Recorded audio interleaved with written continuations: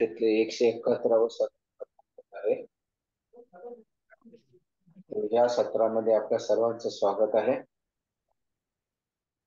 तसंच माझे दीक्षागुरु शिक्षागुरु च्या चरणी मी प्रार्थना करतो की 4 शब्द तुकाराम महाराजांच्या अभंगावरती बोलायसाठी मला प्रेरणा मिळू दे, कृपा देऊ दे, आशीर्वाद देऊ दे. आणि तुमच्या उपस्थितांच्याकडून पण मी आशीर्वादाची अपेक्षा करतो आणि तुमचे आशीर्वाद पण तितकेच महत्वाचे. हरे कृष्ण.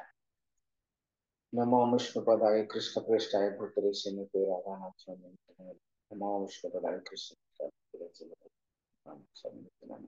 नमस्ते सारस्वती गौरवाणी प्रचारिणी जय श्री कृष्ण चैतन्य हरे कृष्ण कृष्ण हरे हरे राम राम हरे कृष्ण कृष्ण हरे कृष्ण ओम ज्ञानतिमिरान्धस्य ज्ञानाञ्जनशलाकया चक्षुरुन्मीलितं श्री चैतन्य मनोभीष्टं स्थापितं येन स्वयं वन्देऽहं श्रीगुरुं श्रीयुतपदकमलं श्रीगुरुं वैष्णवं च श्रीरूपं साग्रजातं सहगणरघुनाथं तं साद्वैतं सावधूतं परिजनसहितं कृष्ण चैतन्य श्री राधाकृष्ण पादान् सहगणरघुनाथं श्री शाखां हे कृष्ण करुणा सिंधु दीनबंधु जगन्नाथ भूपेश तप्त कांचन गौरांगी राधे जय श्री कृष्ण चैतन्य प्रभु नित्यानंद श्री अद्वैत गदाधर सेवा साधु हरे कृष्ण कृष्ण हरे हरे राम हरे कृष्ण हरे राम हरे कृष्ण हरे कृष्ण. माझा आवाज येतो? हरे कृष्ण. माझा आवाज हो प्रभूजी. आज विशेष म्हणजे आज श्याम भजन प्रभूंचं लेक्चर होणार होतं, पण त्यांचा भक्तियोगाचा क्लास असल्यामुळं ते आज येऊ शकले नाहीत. त्यामुळं नावेलाज असतो तुम्हाला मला सहन करावं लागणार आहे 2 तास.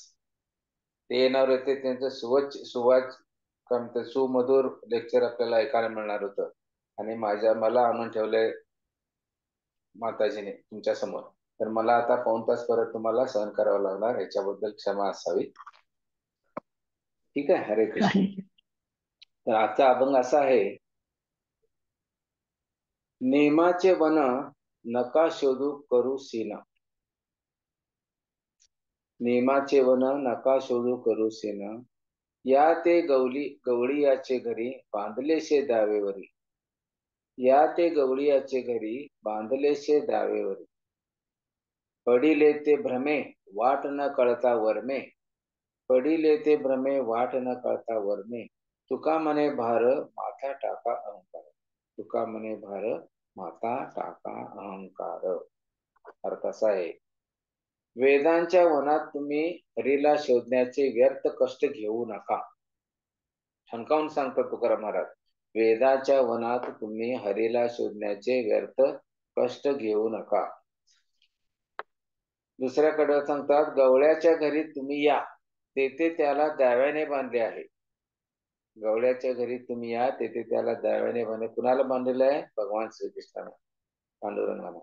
हरीला शोधण्याची युक्ती न कळल्यामुळे तुम्ही भ्रमाने पिडला आहात. आपण जे पण भक्ती मार्ग आपल्या संप्रदायातून शिकवणी दिलेली आहे ते सोडून करतोय, ते सगळं भ्रमातच आपण पछाडलो आहोत. हरीला शोधण्याची युक्ती न कळल्यामुळे तुम्ही भ्रमाने पिडला आहात. तुकाराम महाराज म्हणतात, तुमच्या डोक्यावरील देहाभिमानाचा अहंकार रूपी भार टाकून द्या. हा जो अहंकार ठासून भरलेला आहे, मी आणि माझे, तर हा अहंकार तुम्ही काढून टाका असं म्हणतात. याचा निरूपण असं आहे. वेद जे लिहिलेले आहेत, वेद म्हणजे कोणाच्या मुखातून आलेत? भगवंतांच्याकडून आलेत, भगवंताच्या मुखातून आलेत. आणि म्हणून त्याला आपण अपौरुष्य म्हणतो. वेद हे शब्द कसे अपौरुष्य, आणि कुठल्याही भौतिक व्यक्तीच्याकडून ते उच्चारले गेलेले नाही आहे. भगवंतांच्या मुखातून उच्चारले गेलेत, म्हणून वेदाला अपौरुष्य सुद्धा म्हटले जाते. पण वेदामध्ये मुख्यतः करून कर्मकांडाचे वर्णन जास्तीत जास्त आहे. इंद्रिय तृप्ती, तडक भडक जीवन पद्धती याकडे याचं वर्णन जास्त आहे. त्यामुळं सर्वसामान्य लोक तिकडे वेदांच्या ज्ञानाकडे किंवा वेदामध्ये ज्या काही गोष्टी कर्मकांडाच्या सांगितल्या आहेत तिकडे जास्त आकर्षण असतं. आता पाहतो आपण आपल्या भौतिक जीवनामध्ये या भौतिक जगात जे दुःख आहे सुख आहे त्याच्या हजारो कोटी कोटी पटीनं सुख ही उच्च लोकात आहे. सर्व लोकात किंवा तिथल्या त्याच्यापेक्षा उच्च लोकांमध्ये आहेत आणि याचं वर्णन सगळं कशात आहे? वेदामध्ये दिलेलं आहे. आणि सर्वसामान्य जे मनुष्य आहे सर्वसामान्य माणसाला इंद्रिय सुख कसं मिळेल, आपल्याला आनंद जास्तीत जास्त कसं मिळवता येईल ह्याच्याशिवाय दुसरं काय डोक्यात विषय नसतो.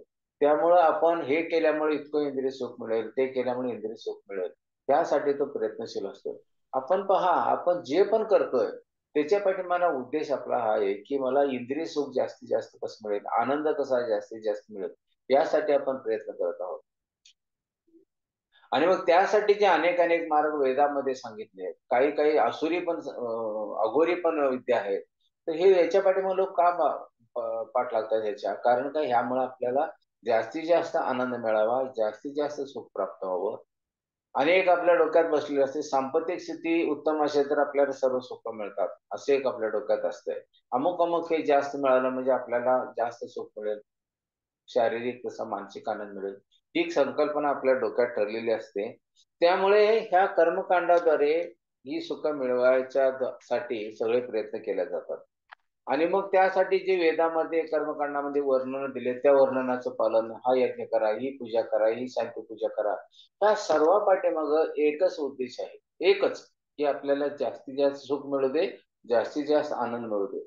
म्हणजे जास्तीत जास्त सुख आणि जास्तीत जास्त आनंद मिळवण्यासाठी जे काही कर्मकांडात क्रिया करायला सांगतील, विधी करायला सांगतील, ते आपल्याला आपण करायला तिथे तयार असतो. आणि असं का होतं की तिथली जी सुखाचं वर्णन केलेलं आहे वेदामध्ये किंवा इतर शास्त्रामध्ये, ती आपल्या ह्या भौतिक सुखाशी तिची तुलनाच होऊ शकत नाही. इतकं सुख तिथं मिळतात उच्च लोकांमध्ये. म्हणून आपण या तडक-भडक दुनियेकडे आकर्षित होतो. आणि त्यामुळं आपण ह्यासाठी जास्तीत जास्त प्रयत्न करून ती सुख कशी मिळवू, यासाठी आपण प्रयत्न करत असतो. आणि एवढे सुख प्राप्त करायचे असेल, तर ते सहजासहजी होईल का? 2 वेळचा आपल्याला पोटाची खळगी भरायसाठी आणि अंगावर अन्न, वस्त्र, निवारा ह्याच्यासाठी आपण एवढे काबाड कष्ट करतो. 18-18 तास राबतो. एवढ्या वेदना सहन करतो. त्यावेळी ही रोजी-रोटी चालते. तर मग इतकं सुख जर मिळवायचं असेल, की ज्याची तुलना या भौतिक सुखाशी होत नाही, तर मग त्यासाठी तप पण किती करावं लागत असेल. त्या कर्मकांडात इतकी तप सांगितलेली आहे. तर ते सगळ्या क्रिया करून आपण मग ते भौतिक सुख प्राप्त करायचा प्रयत्न करतो. पण त्यासाठी जी खडतर तपस्या आहे, ती करणं या भौतिक जगात आत्ताच्या कलियुगात तर कठीणच आहे. कारण अष्टांग योग पद्धतीद्वारे आपण जर हे प्रयत्न केले तरी सुख मिळत जातात. अष्टांग योगमध्ये यम, नियम, आसन, प्राणायाम, प्रत्याहार, धारणा, ध्यान, समाधी याद्वारे आपण समाधीपर्यंत जातो. मग ह्यातल्या पहिल्या काही स्टेप्स आहेत त्या केल्यामुळे आपल्याला सिद्धी प्राप्तीपर्यंत जाऊ शकतो. सिद्धी म्हणजे लहान होणे, मोठे होणे, एका ठिकाणाहून अदृश्य होऊन दुसऱ्या ठिकाणी प्रकट अनेक अनेक अशा लीला आहेत. दागिने वगैरे म्हणजे अगदी आपल्या नजरेला दिसणार सुद्धा नाही एवढं आपण सुख घेऊ शकतो. आणि आपल्याला नजरेत मावणार नाही इतकं मोठं पण होऊ शकतो. इतकं हलकं होऊ शकतं की ते कुणाला समजणार पण नाही. आणि इतकं जड होऊ शकतं की कोण त्याला उचलू पण शकत नाही. अशा अनेक अनेक शक्ती आहेत. त्या शक्ती अष्टयोग, अष्टांग जाळी करतो. त्यातून आपल्याला मिळत जातात. आणि मनुष्य ह्या ज्या अष्टांग योग आहे त्याचा मूळ उद्देश आहे भगवंत भक्ती प्राप्त करणं. खरं म्हणजे ज्यावेळी समाधी स्थितीच्या पुढे आपण जाऊ त्यावेळी भगवंत भक्तीच्या प्राप्तीच्या मार्गावर आपण जातो. पण ह्या कलियुगामध्ये यम, नियम, आसन, प्राणायाम, प्रत्याहार हे थोडेफार करायचा प्रयत्न करू. पण धारणा, ध्यान, समाधी तर शक्यच नाही. कलियुगातला जो जीवात्मा आहे तो 3.5 मिनिटाच्या वरती कॉन्सन्ट्रेशन करू शकत नाही, ध्यान करू शकत नाही. आणि समाधीची स्थिती तर खूपच वरची आहे. त्यामुळे म्हणूनच भगवंताने हा विचार करूनच आपल्या ऋषीमुनींनी काय आपल्याला सांगितलेलं आहे, की ह्या कलियुगामध्ये तुम्ही भगवंताची भक्ती त्या इतर मार्गाने घेऊ शकत नाही आहे. फक्त भगवंताचं नामस्मरण करूनच घेऊ शकताय. कारण का हा जो जीवात्मा आहे, ते मंदबुद्धीचा आहे. स्मरणशक्ती नाही, आयुर्मान कमी आहे. आणि गंजलेला असतो आर्थिकदृष्ट्या आणि मानसिकदृष्ट्या सुद्धा. म्हणून ह्यासाठी भगवंत प्राप्ती प्राप्त करायसाठी एकच मार्ग म्हणजे भगवंताची भक्ती करायचं आणि त्यासाठी सर्वश्रेष्ठ मार्ग म्हणजे हरिनाम. भगवंतांचं नामस्मरण, भगवंत नामाचा जप करणे आणि भगवद्गीता अशा ज्या आचार्यांनी आपले अनेक ग्रंथ दिलेले आहेत त्याचं वाचन पठण करून अंगीकार करणे, आत्मसात करणे हे मार्ग सांगितलेले आहेत. मग काही लोक हे जे अष्टांग योगातल्या सिद्धी प्राप्त करेपर्यंत जातात आणि मग त्या सिद्धीच्या मध्ये अडकले ना तर भगवंताची भक्ती प्राप्त करणं बाजूलाच आहे. मग ह्या एवढ्या उच्च लोकांची जर प्राप्ती आपल्याला करायची असेल, ही जर सुख मिळवायची असतील तर एवढे कठोर कठोर परिश्रम करावे लागतात. आणि हे माहिती असून सुद्धा आपण अजून अनेक विधी करतोय, अनेक यज्ञ करतोय, अनेक पूजा अर्चा करतो. उद्देश काय? की मला जास्तीत जास्त सुख मिळावं हा उद्देश असतो. मग समजा मी म्हणतो ह्या कलियुगामध्ये हे शक्य जरी नसेल तरी सुद्धा प्रयत्न करून कोणी जरी शक्य होत असेल, कोणालाही सुख मिळाले, स्वर्ग प्राप्ती झाली, स्वर्गामध्ये गेला, त्याच्यापेक्षा उच्च लोकात गेला, तरी सुद्धा ही जी सुख मिळालेली असतात, हा जो आनंद मिळाला असतो हा शाश्वत आहे का? आपण भगवंताच्या भक्तीद्वारे तर भगवत धामात गेलो तर तिथे शाश्वत आनंद आपल्याला येतो. पण ह्या कर्मकांडाद्वारे मिळालेली जी सुख असतात ती टेम्पररी असतात, ती कायमच्या आपल्याजवळ राहतच नाहीत. समजा स्वर्ग प्राप्तीसाठी ज्या पण विधी विधान आहेत तुम्ही पालन केलं आणि तुम्हाला स्वर्ग प्राप्ती झाली, पुण्य संचय झाला तेवढा आणि स्वर्गामध्ये गेलो आपण. स्वर्गातली जी सुख आहेत त्या सुखामध्ये आपण एवढं रमून जातो की भगवंताची भक्ती करायचं आपण पूर्णपणे विसरून जातो आणि त्या सुखात कधी सुख संपून जातात, आपलं पुण्य कधी संचय होतो, समाप्त होतो हे समजत सुद्धा नाही. ज्यावेळी आपण स्वर्गामध्ये जातो त्यावेळी आपल्याकडे जे पुण्य संचय असतो, एवढ्या इतका पुण्यसंचय झाल्यानंतर तुम्हाला स्वर्गामध्ये स्थान मिळेल. मग तेवढा पुण्यसंचय केल्यानंतर आपण स्वर्गामध्ये जातो. मग जसं जसं आपण इंद्रिय भोग भोगू तिथली जी सुख भोगू, तसं तसं त्या पुण्याचा संचय जो स्टॉक असतो, त्याचा संचय असतोय, त्याचा क्षय होत जातो, ते संपत जातात हळूहळू. इतकी तुम्ही सुख भोगला एवढा क्षय, म्हणजे थोडक्यात बँकेत आम्ही 1,00,000 रुपये ठेवले, त्यातले दररोज एक 100 रुपये, 200 रुपये, 1000 रुपये, 500 रुपये काढत गेलो तर एक दिवशी असं होईल की तो बॅलन्स सगळा संपून जाईल. तशा पद्धतीने हा जो पुण्य संचय असतो तो संपला की परत आपल्याला प्रीतीतरावर यायला लागते आणि परत पहिल्यापासून कर्म कांड सुरू. म्हणजे इतकं प्रयत्न करून श्रम करून आपण स्वर्ग सुखासाठी गेलो किंवा उच्च लोकांच्या सुखासाठी त्या लोकात गेलो, पण तिथली सुख उपभोगून झाल्यानंतर ती शाश्वत नसल्यामुळं आपण परत आपल्याला मृत्यू लोकात यावं लागते आणि मग पुण्यसंचय करायला पाहिजे. म्हणजे शाश्वत आनंदाने शाश्वत सुख हे सगळं करून कुठेही आपल्याला मिळत नाही. मग परत मृत्यूलोकात पाठवले जात. ज्या क्षणी तुमचा पुण्यसंचय संपला त्या क्षणी पाठीत लाथ घालून खाली पाठवलं जातं, जा आता परत आणि पुण्यसंचय कर जा, मग तुला इथं प्रवेश मिळेल. आणि इथं आल्यानंतर परत हा पुण्यसंचय, मग त्यात पुण्यसंचय करत असताना अनेक पाप कृत्य आपल्या हातून घडतात. ती पाप म्हणजे पुण्यसंचयानं आपण ही सुख भोगली आणि पाप संचयानं नरकवास भोगावाच लागतो. तर अशा पद्धतीनं ही जी आपण कर्मकांड करतो त्याद्वारे निर्माण होणारे पुण्यफळ असू देत किंवा पापफळ असू देत, की आपल्याला शाश्वत आनंदाने शाश्वत कोणीच आणि कधीच देऊ शकत नाही. मग प्रश्न उठतो की मग भगवंत हा इंद्रिय तृप्तचा मार्ग का दाखवतात? जर आपल्याला ही पुण्यकर्म आणि पापकर्म केल्यामुळे आपल्याला भगवतधामात जाता येत नाही तर भगवंताने मुळात ते असं करूनच का ठेवलं? आपल्याला सरळ एकच मार्ग दिला नाही की भगवतधामात यायचा. हा प्रश्न कधी कधी उठू शकतो. आपल्यासारखा जो कलियुगातला जीव आहे तो भगवंतांची जे निर्णय घेतलेले ते कसे चुकीचे आहेत त्याचा विचार करायचा प्रयत्न करणारच, कारण आपला स्वभाव गुणधर्मच आहे. कारण त्याचं उत्तर असं आहे की जेव्हा जेव्हा कर्मकांड आपण करतो, तप यज्ञ केले जातात, अनेक विधी केले जातात, ते सुद्धा स्वतःहून देवी देवता हे देत नाहीत. कुठल्या देवदेवतींची आपण ही जी कर्मकांड करतो ह्याच्याद्वारे अनेक देवी देवतांना प्रसन्न करतो आणि मग देवी देवता आपल्याला वर देतात. हे देणारे जे आहेत ते वेगवेगळे देवी देवता आहेत. त्यांची भक्ती केल्यानंतर किंवा ही कर्मकांड विधी विधान केल्यानंतर आपल्याला देवी देवता आपल्याला वर देतात आणि त्याद्वारे जे मिळणार आहे ते सुख आपण प्राप्त करत असतो. पण हे जे देत असताना सुद्धा हे देवी देवतांना सुद्धा स्वातंत्र्य नाही आहे. बरं, मगाशी मी तुम्हाला सांगितलं भगवंत एकच मार्ग ठेवलं नाही, कारण भगवंत अतिशय कृपाळू आहेत आपल्या अंशावरती. आपण सगळे जीव म्हणजे कोण आहेत? भगवंताचे अंश आहोत. जर भगवंताने असं ठरवलं असतं की हे मी सांगतो तेच करायचं, मग ते हुकुमशाह झाले असते. मग त्याला सुरत कसं म्हणता येईल, भक्तवत्सल कसं म्हणता येईल? म्हणून भगवंतानी ह्या जीवाला आंशिक स्वातंत्र्य दिलेलं आहे. तू हे कर, तू हे केलास, सिनेमा थिएटरमध्ये जाऊन बसला तर तू कर्मकांडात अडकशील, ह्या पृथ्वी तलावर राहशील. आणि तू जर भगवंताच्या मंदिरात जाऊन भक्ती केलास तर भगवत धामात येशील. हे दोन मार्ग दिलेले आहेत. कुठला निवडायचं तू निवड. मग कधी कधी जीवात्मा काय म्हणतोय, ठीक आहे मी तुमची भक्ती करून शाश्वत आनंद प्राप्त करायचा. ठीक आहे म्हटलं. मग भगवान म्हणतात ये, तुला मी मदत करतो, तू ये. आणि एका जण म्हणून नाही, मला कधी भगवत धामात जायचं नाही, मला हा आनंद होता. मग ठीक, तू कर.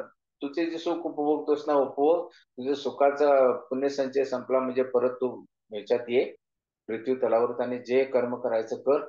आणि त्या परत परत संचय करतो. तुला जे करायचं असेल ते कर. भगवंत म्हणतात तुला करायला माझी परवानगी आहे, पण एका अटीवर. त्यामुळे निर्माण होणारे जे परिणाम आहेत, जे दुःख तुझ्या वाट्याला आलंय, ते झेलायचं काम तुझं. भगवंत सांगतात मग तुला जे करायचं आहे ते कर. तर अशा पद्धतीनं, तर ह्या वेदामध्ये ह्या ज्या गोष्टी दिलेल्या आहेत त्याच्या पाठीमागे दुसरा पण उद्देश आहे. कधी कधी हा जीव सहजासहजी ऐकत नाही, कारण त्यांना व्यसन लागलेलं असतं. एक साधं उदाहरण आहे. एखादा माणूस सिगरेटचा व्यसनाधीन होतोय. त्याला दररोज 40-40, 50-50 सिगरेट ओढणारे पण लोक आहेत. म्हणजे किती सिगरेट ओढत असतील. कंटिन्युअस एक सिगरेट संपलं म्हटलं की दुसरं सिगरेट पेटवायचं. असं सिगरेट ओढणारे लोक आहेत. आणि त्याच्यामुळे त्याला जर त्रास व्हायला लागला तर तो सिगरेट ओढणारा माणूस काय करतोय, डॉक्टरांच्याकडे जाऊन मला हा त्रास होतोय, काय करायचं?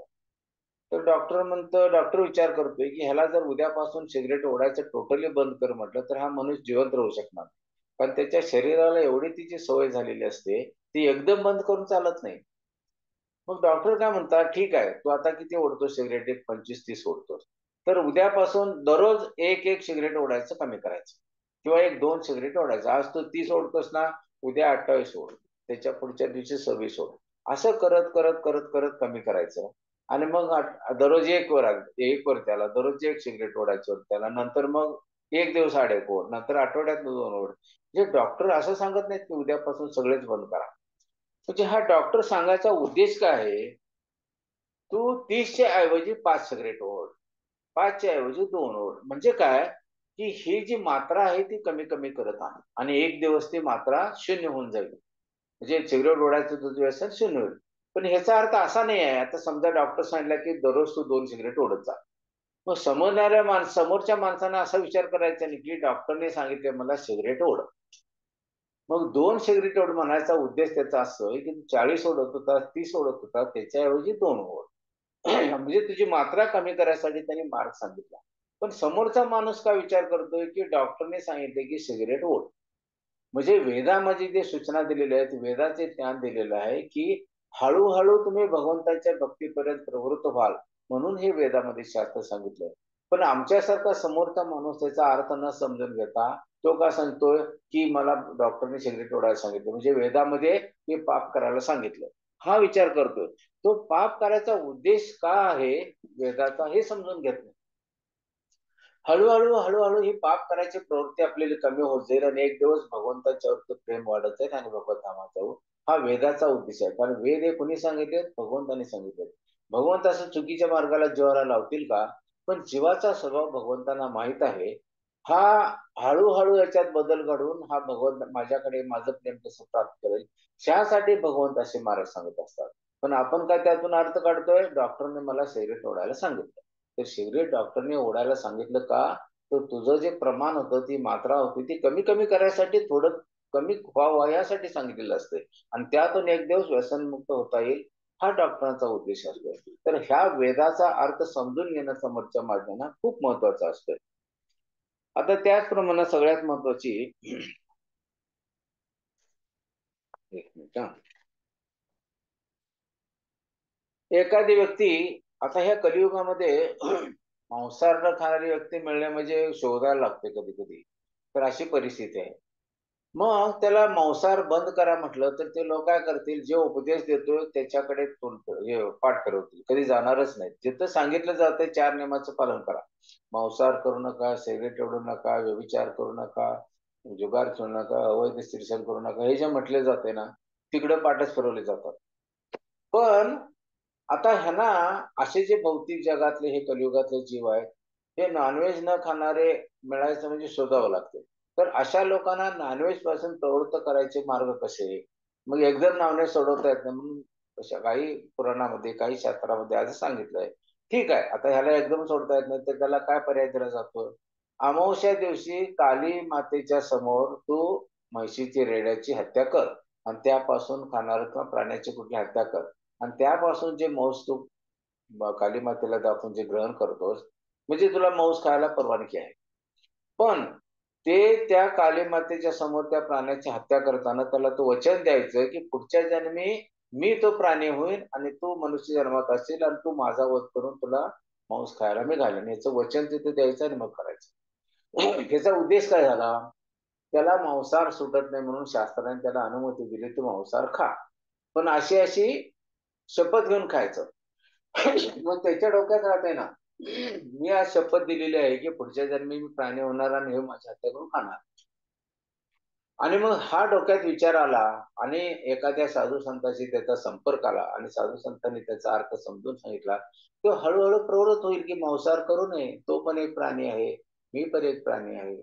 दोघे पण आपण भगवंताचेच मुलं आहोत. तर मग एका मुलाची हत्या करून दुसऱ्या मुलांना त्याचा आनंद घ्यायचा हे कसं काय? एखाद्या वडिलांना 3-4 मुलं असतात. त्यातला एक मुलगा मतिमंद असतोय आणि दुसरी 3 हुशार असतात. म्हणून असं होतंय काय, की मतिमंद आहे त्याचा काय उपयोग नाही म्हणून तिची हत्या करा आणि त्याचा मांसाहार करा. बाकीच्या 3 मुलांनी घरात आणून खावं. असा कुठं अर्थ होतोय का त्याचा?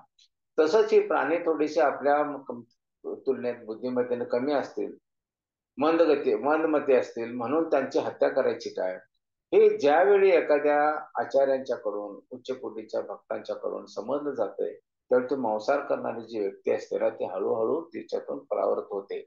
म्हणून हे जे शास्त्र वेदाचं ज्ञान दिलं जातंय, ते असं नाही. मग ह्याचा अर्थ असा काढायचा नाही. शास्त्रात सांगितलेलं आहे, अमावस्या दिवशी काली मातेच्या समोर प्राण्यांची हत्या करा आणि मांस खा. एवढं सांगितलं जातंय आणि मांसाहार खायला शास्त्रात परवानगी आहे. पण त्याच्या पाठीमागचा हेतू जो वेदाचा असतो तो समजून घेतला पाहिजे. तो समजून घेतला जात नाही. म्हणून आपण दुःख भोगतोय. आपण का दुःख भोगतोय त्याच्या पाठीमागचा अर्थ समजून घेतला पाहिजे. वेदानं का सांगितलं असं? कारण समोरच्या व्यक्तीचा मांसाहार सुटत नाही म्हणून ही परवानगी दिली. पण त्याच्या पुढची त्याच्या पाठीमागचं हेतू काय आहे, की हळू त्या ग्रस्ताने, त्या व्यक्तीने मांसाहार सोडावा हा हेतू आहे. वेदांचा पण हेतू तोच आहे. म्हणून आपण त्याचा चुकीचा अर्थ काढला जातो वेदाचा आणि मग असे आपण दुःख भोगतो. म्हणून ह्या वेदामध्ये जे जे सांगितलेलं आहे ते आत्ताच्या ते अप्राकृत आहेत वेद सगळे आणि त्या वेदाची भाषा आत्ताच्या प्राकृत लोकांना समजून घेणं कठीण आहे. म्हणून वेदांना समजून घेण्याच्या आपल्या भानगडीत पडायचं नाही. त्या वेदाचा पुरेपूर अभ्यास करून ज्या लोकांनी आपल्याला ज्या शिकवणी दिल्या, सोपं करून सांगितले, ते आपण वाचायचा प्रयत्न करायचा आणि असे जे उच्च कोटीचे ग्रंथ आहेत, ज्या आचार्याने प्रामाणिकता मिळवलेली आहे, त्या आचार्यांच्याकडनं ज्ञान आपण घेतलं की आपली कन्फ्युजन होत नाही, आपले गोंधळ होत नाही. नंतर अशा काही गोष्टी वेद सांगतात की ह्या वाईट गोष्टीपासून परावृत्त होण्यासाठी आपल्याला वेद अशी काही शिकवणी देत असतात. ते आपण समजून घेतला पाहिजे. आणि वेदांचा उद्देश सुद्धा इंद्रिय तृप्त्या करण्यासाठी प्रवृत्त करणे हा नसतो. महत्वाची गोष्ट. वेदाचा उद्देश हा कुठल्याही जीवात्म्याला इंद्रिय तृप्तीसाठी प्रवृत्त करणे हा नाही. इंद्रिय तृप्तीपासून परावृत्त करणे आहे. पण आपल्याला ते समजून घेण्यासाठी जे माध्यम आहे ते आपल्यापर्यंत व्यवस्थित विषय पोचले जात नाहीत. म्हणून त्याचा वेगळा अर्थ काढला जातो आणि म्हणून असे समजणारे जे उच्च कोटीचे आचार्य आहेत त्यांच्याकडून जे ते ज्ञान घ्यावं आणि व्यवस्थित समजून घ्यावं म्हणजे आपला असा गोंधळ आणि कन्फ्युजन होत नाही. तर अगोदर हे वेद जे होते ते मुळात एकच वेद होता हा. एकच वेद होता अगोदर. आणि मग त्या वेदाचं हे वेदाची जी भाषा आहे प्राकृत भाषा हे सर्वसामान्य लोकांना समजत नव्हती किंवा कठीण होती. म्हणून वेदव्यासाने काय केलं, ह्या वेदाचे 4 भाग केले. एक म्हणजे सामवेद, यजुर्वेद, दुसरा, तिसरा अथर्ववेद आणि ऋग्वेद हे 4 वेद केले. का? हे समजायला सोपं जाऊ म्हणून. आणि ह्या 4 वेगवेगळ्या ऋषींना मुनींना हे विभागून दिलं.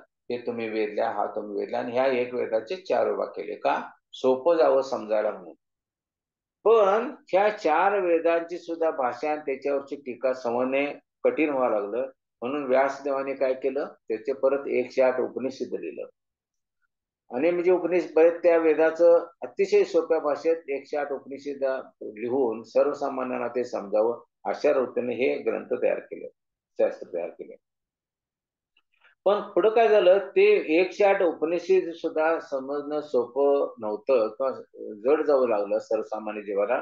म्हणून मग त्याचं वेदांत सूत्राने वेदांत शास्त्रामध्ये रूपांतर केलं, जे सोप्या भाषेत होतं त्याच्यामुळे, आणि ते सर्वसामान्यांना समजेल म्हणून त्यांनी ते केलं. नंतर काय झालं, 108 उपनिषद झाली, त्यानंतर वेदांत सूत्र आले, वेदांत शास्त्र आलं, तरी सुद्धा हे लोकांना समजणं कठीण व्हावं लागलं. कारण आताच्या ह्या बद्ध जीवाला हे सर्वसामान्य सिद्धांत रूपानं जे सांगितलं जाईल किंवा फिलॉसॉफी, त्याला सिद्धांतच म्हणतो आपण, सिद्धांत समजणं सोपं जाईल, सिद्धांत लोकांना समजणं कठीण जाईल, म्हणून या व्यासदेवाने काय केले, त्याची 18 पुराणं लिहिली. 18 पुराणं, रामायण, महाभारत लिहिली. कथारूपानं आहे. कथारूपानं कधी पण कथारूपानं सांगितलं जाते ना, त्यावेळी लोकांना खूप आवडते. सिद्धांत सांगायला लागले, फिलॉसॉफी सांगायला लागली की झोप होते, म्हणजे सर्वांचीच होते, माझी पण अवस्था होती. म्हणून कथारूपाने ज्यावेळी आपण सांगतो तेव्हा आपलं लक्ष पूर्णपणे केंद्रित असते, आपण बघतो. आणि कथेरूपाने सांगितलेलं, आपण नाटक वगैरे का बघतो, कारण त्यातनं जो सिद्धांत सांगायचा आहे तो नाटक रूपाने सांगितला तो जास्त प्रभावी ठरतो. आपण रामायण महाभारत सारख्या कथा ऐकतो, वर्षानुवर्ष ऐकतो, त्रेतायुगापासून आतापर्यंत कलियुगात ऐकतो, तर अजून सुद्धा रामायण बघावंसं वाटते. कारण त्या कथारूपाने सांगितलेल्या कथा आपल्यावर मनावर जास्त प्रभावित करतात आणि मनुष्य ते आपण आचरणात पण आणू शकतो. म्हणून या 18 पुराण व्यासदेवाने लिहिली आणि त्यात रामायण महाभारत सुद्धा लिहिलं. पण काय झालं, त्या 18 पुराणामध्ये प्रत्येक पुराणात देवी पुराणात देवीचं महत्व सांगितलं जातं, शिवपुराण शिव महात्म्य सांगितलं जातं. असं प्रत्येक पुराणामध्ये पद्मपुराण अशा 18 पुराण आहेत. तर ह्याच्यात वेगवेगळे देवी देवतांना महत्व देऊन त्यांचं वर्णन करण्यात आलं आणि त्याचं सविस्तर वर्णन केलं.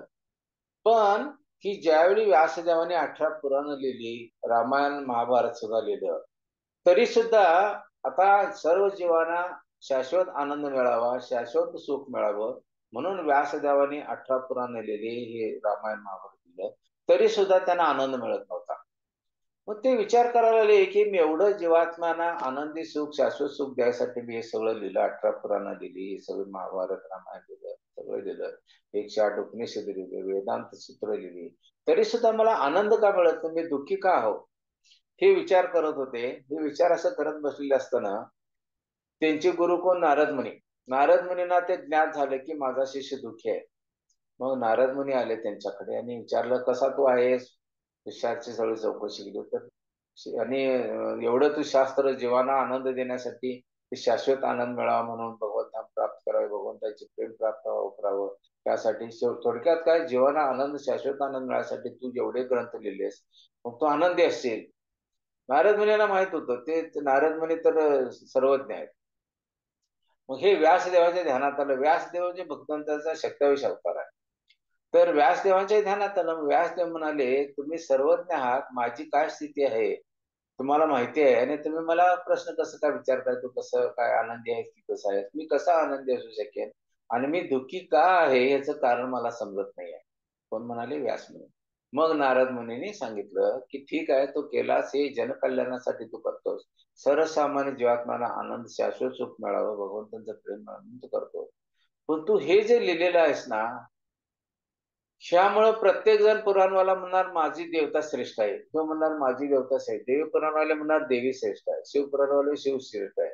असे प्रत्येक जण देवी देवता जे आहेत, गरुड पुराणवाले म्हणणार त्यांचेच जो आदिदैवत आहे ते श्रेष्ठ आहे. तर ह्यामुळं प्रत्येक जण आपापल्याला श्रेष्ठ समजेल आणि ह्याच्यामध्ये तू जास्तीत जास्त महत्व भगवंतांना दिलेलं नाहीस. आपला मूळ उद्देश, आपण भगवंताचे अंश आहोत, भगवंत अंशी आहेत, भगवंतांचं गुणगान पाहिजे आणि भगवंतांचे जे शुद्ध भक्त आहेत त्यांचं गुणगान पाहिजे. तर भगवंतांचं गुणगान आणि भगवंतांचे शुद्ध भक्त भगवंतांची भक्ती करून कसे भगवंत धामात गेले याचं वर्णन जर ऐकलं आपण, तर भगवंत प्रसन्न होतील आणि आपल्याला शाश्वत सुख मिळेल, भगवंतांचं प्रेम प्राप्त होईल. पण तुझ्या ह्या 18 पुराणामध्ये ते कुठेही आलेलं नाही आहे. मग हे सांगितल्यानंतर मग व्यासदेवाने प्रकाश पडला. ते सुद्धा लिहिलाच आहेत. आता ते सत्याविष अवतार म्हणजे त्यांनाही माहित नाही कसं, पण आपल्यासारख्या बद्धजीवांना समजायसाठी अशा भगवंत वेगवेगळ्या आपल्या पार्षदामार्फत लीला करतात आणि मग व्यासदेवाने श्रीमद भागवतम ग्रंथ केला. तर श्रीमद भागवतम ग्रंथ म्हणजे हे जर वेदशास्त्र आहेत, हे जर वृक्ष समजला आपण, समजा आपण आंब्याचं वृक्ष समजूया, तर आंब्याचं सर्व मोठे कुठल्याही फळाचं सर्वश्रेष्ठ भाग कुठला असतोय, तर त्या वृक्षाचा फळ म्हणजे आम्रवृक्ष जर असेल त्याचा आंबा म्हणजे त्याचं सर्वश्रेष्ठ गिफ्ट असते त्याची वृक्षाच्या दृष्टिकोनातून. तसं हे वेदशास्त्र जर आपण एक वृक्ष समजला तर श्रीमद भागवतम म्हणजे त्याचं परिपक्व फळ आहे. आणि हे परिपक्व फळ म्हणजे सगळ्या दृष्टीने आपल्याला आनंद प्रदान करणारं, भगवंताचं प्रेम प्राप्त करून देणारं आणि आपल्याला शाश्वत आनंद देण्यासाठी भगवंतामात नेणारं हे शास्त्र आहे. म्हणून श्रीमद भागवतमचा आपण अभ्यास केला पाहिजे. भगवद्गीता म्हणजे काय? कोडवर्ड आहे. तुमचं इंडियन पिनल कोड असतं. तर त्याच्यामध्ये नुसता सांगितलं जाते की अमुक अमुक ह्या क्लॉज नुसार हे केल्यानंतर हे फळ मिळेल, अमुक अमुक क्लॉज नुसार हे केल्यानंतर हे मिळेल. बरोबर आहे, त्याच्यात फक्त क्लॉजेस सांगितले. पण अशी केस करून त्यांना भगवत प्राप्ती झालेले असं कुठं उदाहरण आहे? तर मग ते भागवतामध्ये सगळ्यात. भागवतामध्ये कुठल्या कुठल्या भक्ताने भगवंतांचं प्रेम प्राप्त केलं आणि कशा पद्धतीने प्राप्त केलं ह्याचं वर्णन आहे. आणि भगवंत म्हणजे कोण, देवी देवता म्हणजे कोण, स्वर्ग म्हणजे काय, उच्च लोक म्हणजे काय, भगवत धाम म्हणजे काय, याच्याबद्दल सविस्तर वर्णन दिलं. त्यामुळं भगवंताचे जे शुद्ध भक्त होऊन गेलेत, पार्षद होऊन गेलेत, त्यांचं संपूर्ण रम श्रीमद भागवतामध्ये आहे आणि भगवंतांच्या बद्दल संपूर्ण वर्णन आहे. त्याने भगवंतांच्या ज्या लीला आहे, भगवंताचा जो भागवतांचा जो 10वा स्कंद आहे तो भगवंताच्या लीलाच्या वरतीच आहे. त्यामुळं ह्या भागवतमचा जो अभ्यास करेल तो भगवतधाम प्राप्ती करेल हा भगवंतांचा उद्देश आहे. म्हणून त्यांनी या भागवतमच्या स्वरूपात आपले अवतार घेतला. ज्यावेळी भगवान श्रीकृष्ण आपले लीला संपून द्वारकेमध्ये होते, तिथे लीला संपून आपल्या धामाला चालले, त्यावेळी त्यांना नारद मुनींनी विचारले की आता तुम्ही तुमच्या धामात चालला, मग तुमचं वास्तव्य कशात राहणार आणि सर्वसामान्य जनता तुम्हाला प्राप्त करायचं असेल तर कशाचा अभ्यास करणार, कशाचं शरण घेणार? त्यावेळी भगवान श्रीकृष्णाने सांगितले की भागवतमच्या रूपात मी अवतार घेतोय आणि मला जर प्राप्त करायचं असेल तर सर्वसामान्य जनांनी भागवतमचा अभ्यास करावा म्हणजे माझी प्राप्ती होईल. हे कोणी सांगितले? भगवान श्रीकृष्णाने. म्हणून भागवतम म्हणजे साक्षात भगवान श्रीकृष्ण व पांडुरंगाचा स्वरूप आहे. म्हणून एक माझी नम्र प्रार्थना आहे आपल्या सगळ्यांच्या चरणी, आपल्या प्रत्येकाच्या घरामध्ये आपण बाकी जसे फ्रीज आणतो, टीव्ही आणतो, ओव्हन आणतो, सगळं आणतो, कपडे लत्ता सगळं आणतो. पण हे महत्वाचे ग्रंथ आहेत कधी-कधी आपल्याकडून राहून जात नाही. कधी-कधी आपल्याला माहिती पण नसते, ज्ञान पण नसते, म्हणून राहून जाते. म्हणून प्रत्येकाच्या घरी भगवद्गीता असलीच पाहिजे आणि प्रत्येकाच्या घरी भागवतम हा ग्रंथ असलाच पाहिजे. कारण भागवतम या ग्रंथामध्ये भगवान श्रीकृष्णाचं पांडुरंगाचं वास्तव्य आहे. म्हणून ज्याच्या घरी भागवतम आहे त्याच्या घरी भगवंतांचा कायम वास असतो. ज्याच्या घरी भगवद्गीता आहे त्याच्या घरी भगवंतांचा वास असतो. आपण भगवद्गीतेचा एक जरी श्लोक दररोज वाचला तर भगवंताशी आपलं आदान-प्रदान होत असते आणि भागवतमचा एक जरी श्लोक वाचला तर भगवंताच्या दिव्य लीलाचं स्मरण होऊन त्या लीला आपल्या स्मरणात येतात आणि त्यामुळे भगवंतांचं प्रेम प्राप्त होतं. म्हणून हे 2 ग्रंथ आपल्या घरी असणं खूप खूप खूप महत्वाचं आहे. आणि आज सुद्धा आपण बघतो ही रामायण महाभारत सारखी पुराणाची भगवंतांचं प्रेम प्राप्त करून देणार आहे, ते किती किती महत्वपूर्ण आहेत. भागवत म्हणजे असं कथा सांगितल्या त्यात सुद्धा सिद्धांत जास्त नाहीत, कथारूपानच सांगितलेलं आहे. त्यामुळे सगळ्यांनाच खूप खूप आवडते. आता शिवाय वेदाची भाषा ही मी तुम्हाला मागं पण हे उदाहरण दिलेलं होतं. अप्राकृत भाषा आहे ती, प्राकृत भाषा नाही आहे. तर ह्या वेदामध्ये एखादा जो शब्द उच्चारायचा आहे तो जर ठीक तुम्ही उच्चारला नाही, चुकीचा उच्चारला तरी सुद्धा त्याचं चुकीचं फळ मिळते आपल्याला. हे महत्वाचं आहे. म्हणून आताच्या ह्या जगामध्ये प्राकृत जगामध्ये अप्राकृत भाषेचं ज्ञान मिळवून घेणं तसे आपल्याला आचार्य मिळणं सुद्धा खूप कठीण आहे आणि म्हणून भागवतम सारख्या ग्रंथाचा 18 पुराण भागवत सगळ्यात महत्वाचं म्हणजे रामायण महाभारत भगवद्गीता आणि भागवतम आणि चैतन्य चरितामृत आणि बाकी तुकाराम महाराजांच्या सत्य अभंगमाली ज्ञानेश्वरी असे ग्रंथ वाचून त्यातून जे मार्ग सुचवलेले आहेत त्याचा अभ्यास आपण केला पाहिजे. आणि सगळ्यात महत्वाचं मी मागं उदाहरण दिलं होतं. आता एक साधं उदाहरण आहे की मला तहान लागली, मला कोणीतरी पाणी मागितलं मी आणि मला कोणीतरी एक अर्धा ग्लास पाणी आणून दिलं. तर मी म्हटलं की बस. काय असंच प्रतिक्रिया केली. मी पाण्याचा ग्लास दिला आणि बस. याचा अर्थ काय झाला? मला तेवढं तुम्ही दिलेलं पाणी बस आहे. आणि मी प्रश्नार्थक जर विचारलं तर बस. म्हणजे याचा अर्थ काय झाला? बस एवढंच असं. म्हणजे बस या शब्दाचा तुम्ही उच्चार कसा केला त्याच्यावरून त्याचं फळ मिळत असते. अशा पद्धतीनं वेदाचे जे प्रत्येक शब्द आहेत त्याचा उच्चार आपण कुठल्या टोनमध्ये करतो त्यानुसार त्याचं फळ मिळत असतात. म्हणून ह्या कलियुगामध्ये त्या भानगडीत आपण झंझटमध्ये पडायचं नाहीये. ते हे ऋषीमुनी आपल्याला तुकाराम महाराजांचे संत शिरोमणी प्रभुपाद यांच्यासारखी जे आपल्याला शिकवून देतात ज्ञानेश्वरी माऊली, एकनाथ नामदेव त्यांचे संतांचे जे आपल्या सोपं करून सांगितलं आहे त्यांनी अभंग माल्यामध्ये. तुकाराम महाराजांनी अभंग एवढे का लिहिले? तुकाराम महाराज सुद्धा भागवत गीता पडात म्हणतात. पण अभंग का लिहिले? तर सर्वसामान्य माणसांना हे पण समजायचं कठीण जात आहे म्हणून त्यांनी अभंगातनं आपल्या हे सगळं शास्त्र शिकवलंय. ते जरी आपण अंगीकारलो तरी आपल्याला सर्व ज्ञान मिळू शकते. आता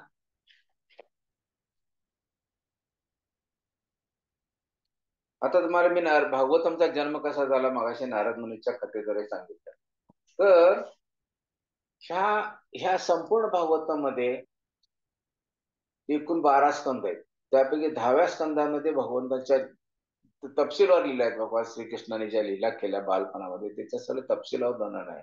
आणि जसं जसं आपण त्या लीला ऐकत जातो ना आणि आचार्यांच्याकडून ऐकतो किंवा स्वतः ऐकतो त्यावेळी आपण आपलं सगळं जीवनच आपलं आता आपण काय करावं हे सुद्धा विसरतो. कधी कधी तुम्ही असे काही आचार्यांचे लेक्चर्स आहेत भगवंताच्या दामोदर लीला ऐकायला लागलो आपण. ती लीला ऐकायला लागली 2 तास 3 तास कधी गेले आपल्याला समजत सुद्धा नाही. विसरून जातोय स्वतःला.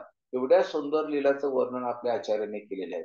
अशा ह्या लीलांचा आपण भावमधून जे सुवाच्यतेचं वर्णन त्याच्या प्रवचनात केलेलं आहे ते ऐकून त्या लीला समरस पाहायचा प्रयत्न केला पाहिजे आपण. अशा भगवंताच्या अनेक लीला आहेत. दररोज आपण एक ठरवून मनाला ठरवायचं की भागवतामधली मी एक लीला वाचेल.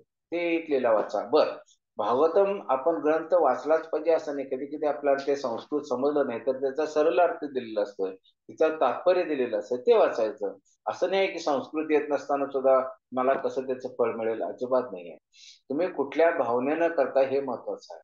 तुम्हाला येत नाही ते ज्ञान संस्कृत आपल्याला येत नसेल तर त्याचा मराठीमध्ये किंवा तुमच्या हिंदीमध्ये त्याचा अर्थ दिलेला असतो. इंग्लिशमध्ये अर्थ दिलेला असतो. तो वाचून आपण समजून घ्यायचा.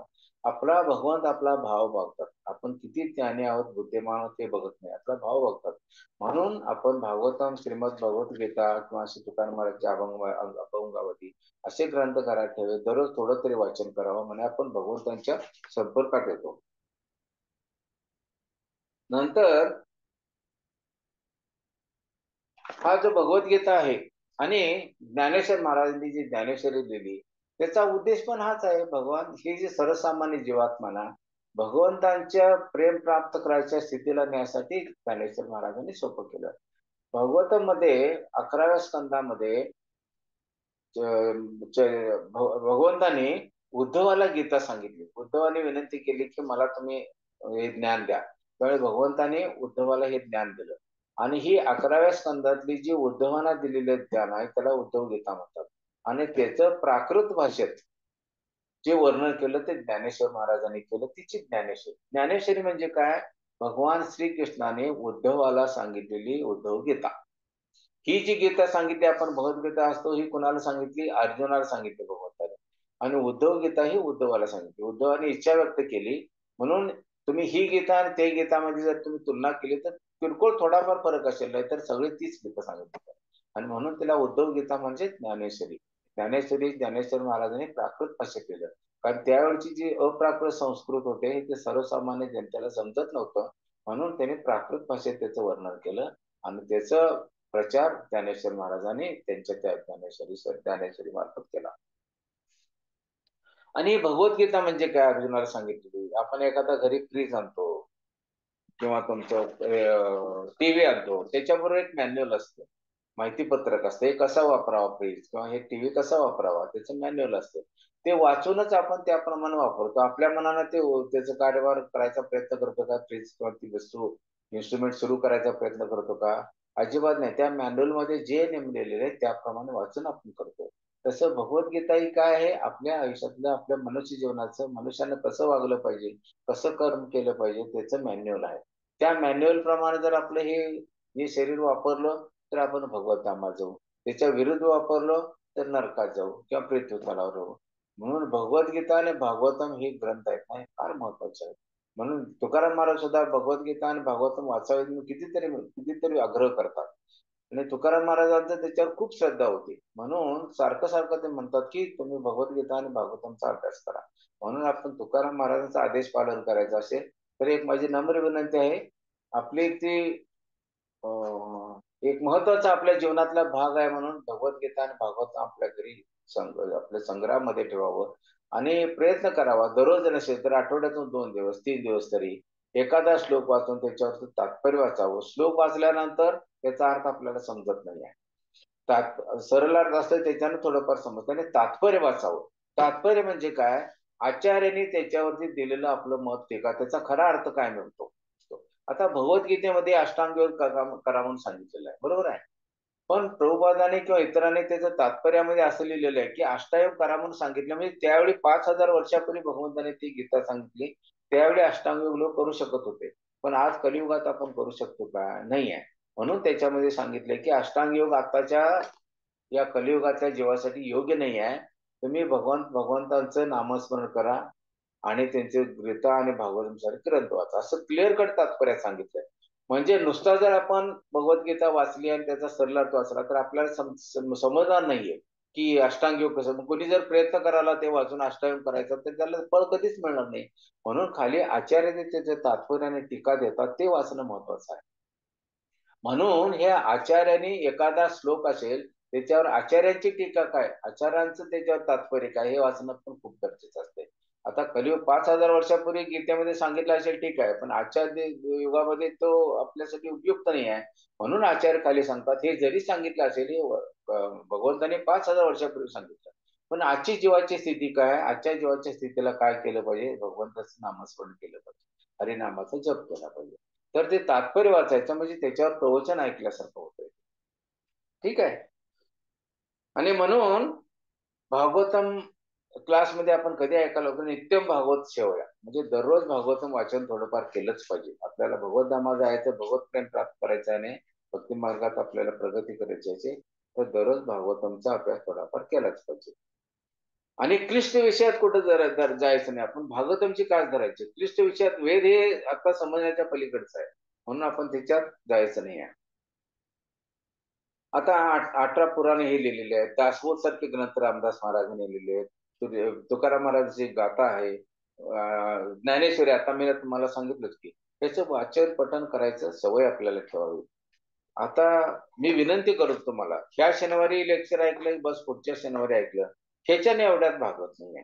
आपल्या शरीराला तुष्ट ठेवायसाठी आपण दररोज भोजन करतोय, सकाळी प्रसाद घेतोय, नाश्ता करतोय, नंतर दुपारी जेवण, संध्याकाळी जेवण, त्या शरीराला खुश करायसाठी, त्या शरीराला व्यवस्थित ठेवायसाठी. मग आत्म्याला काय पाहिजे आहे ते बघायला पाहिजे का नको? या शरीराला व्यवस्थित ठेवायसाठी, सुस्थिती ठेवायसाठी हे सगळं करतो. आत्म्याची काय गरज आहे ते बघायला पाहिजे का नाही? तर आत्म्याला हे आध्यात्मिक ज्ञान पाहिजे असते आणि हे आध्यात्मिक ज्ञान म्हणजे ह्या ग्रंथाद्वारे आपल्याला मिळते. आत्म्याचं जर पोषण करायचं असेल तर हे आपल्याला करावंच लागेल. म्हणून तुकाराम महाराज पुढे काय म्हणतात, भागवतामध्ये अनेक अनेक भगवंताच्या लीलाचं वर्णन आहे, त्याचं तुम्ही वाचन करा, श्रवण करा.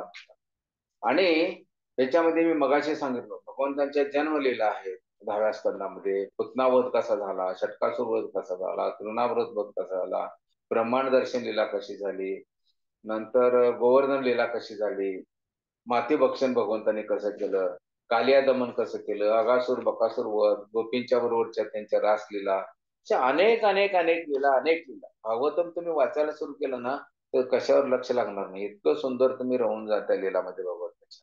म्हणजे असं जसं जसं आपण श्रवण करत जाऊ तसं ते भगवंतांच्या बरोबरच प्रेम प्राप्त होईल. आणि ज्यावेळी भगवंताच्या आपण लीला ऐकतो तर साक्षात त्या लीला प्रकट होतात आपल्या हृदयामध्ये आणि भगवंतांचं वास्तव आपल्याला जाणीव होते. सध्या एवढा आनंद कसा व्हायला लागला, आपल्या डोळ्यातून अश्रू कधी यायला लागले समजत नाही, अंगावर कंप कधी यायला लागले, काटे कधी अंगावर उभे राहिले समजत नाही. याच हे ज्यावेळी लक्षण यायला लागतात त्यावेळी भगवंत प्राप्ती, भगवंताचं तुम्हाला अस्तित्व जाणवा लागलं हृदयामध्ये असं होतंय. म्हणून अशा ह्या ग्रंथात रममान व्हायला पाहिजे अशा आचार्यांच्या अभंगवाली असू दे किंवा आणि लेक्चर्स असू दे, अशामध्ये रमण व्हायला पाहिजे.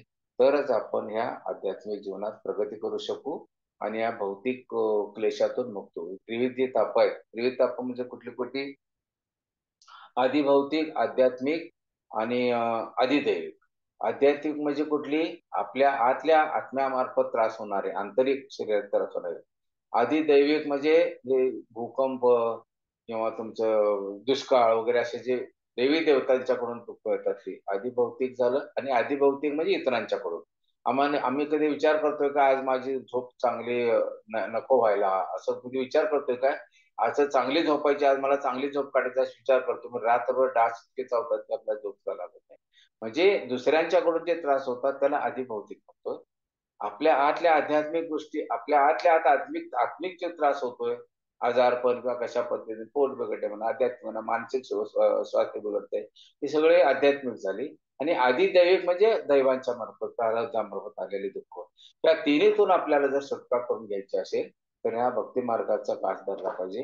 आणि आचार्यांनी जे आपल्याला घालून दिलेले नियम आहेत त्याद्वारे आपण भक्ती मार्गाचा अवलंब केला तर आपण शाश्वत आनंद प्राप्त करू. हरे कृष्ण. वेळ झालेली आहे. कुणाला काय प्रतिक्रिया, व्यस्त प्रश्न विचारायचे असेल तर विचारू शकता. हरे कृष्ण. खूप खूप धन्यवाद प्रभूजी. खूप छान अभंग आणि प्रवचन निरूपण पण तुम्ही खूप छान सांगितलं. कोणाला प्रश्न असेल तर तुम्ही अनम्यूट करू शकता स्वतः. तुम्हाला काही विचारायचं असेल तर.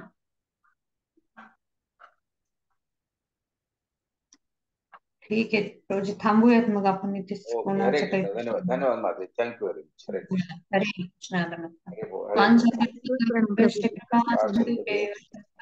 नाम पावनेभ्यो वैष्णवेभ्यो नमो नमः. अनंत कोटि वैष्णव वृंद की जय. श्री प्रभुपाद की जय. हरे कृष्ण. हरे कृष्ण. हरे कृष्ण कृष्ण कृष्ण हरे हरे. हरे राम हरे राम हरे राम. राम राम राम. हरे धन्यवाद. कृष्ण. धन्यवाद. धन्यवाद प्रभूजी. दंडवत प्रणाम. हरे कृष्ण. दंडवत प्रणाम.